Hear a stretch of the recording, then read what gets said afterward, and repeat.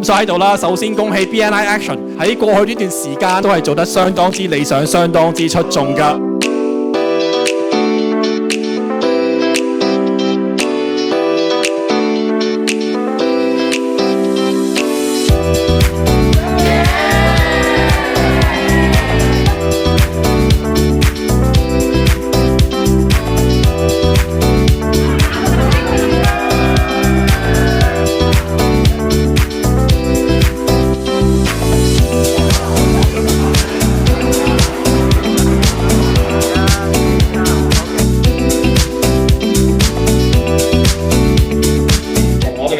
有包括在座各位啦，希望一齊去尋找商機啦。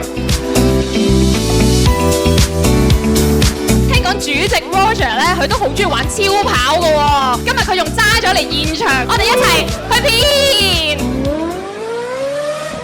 12年賽道，有門從未鬆懈。Action 嘅 Formula One 就係每日當第一日咁衝。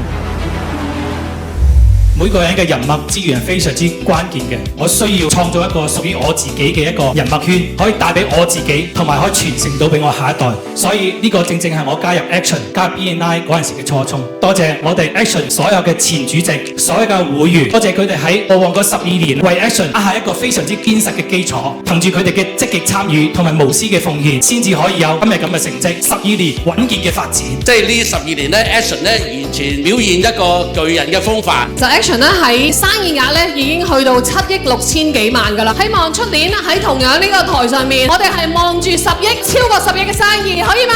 咁咧，我哋12年係一個起點，嚟緊好多個12年，大家一齊食飯開心，好唔好啊？